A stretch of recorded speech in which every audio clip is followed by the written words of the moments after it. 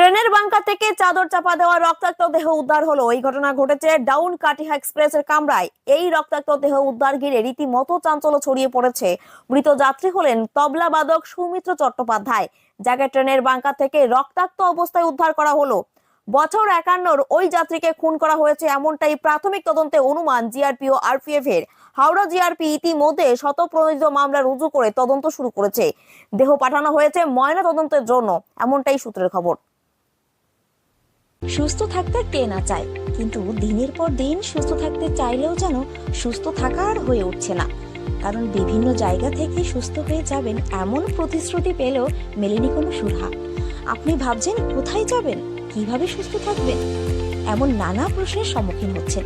কিন্তু ভাবুন তো, এমন কোনো ডাক্তারবাবুর সন্ধান যদি আমরা দিই আপনাকে, যেখানে গেলে আপনি ম্যাজিকের মতো সুস্থ হয়ে যাবেন, কেমন হবে? হ্যাঁ, আপনি ঠিকই শুনেছেন, চিন্তার কোনো কারণ নেই। সেই সন্ধান দেব আমরা আপনাকে।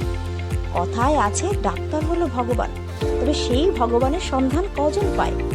আজ আমরা এমন একজন ডাক্তারবাবুর অর্থাৎ ডক্টর সন্তুদের সঙ্গে পরিচয় করিয়ে দেব, যেখানে রোগী ম্যাজিকের মতো সুস্থ হয়ে যান।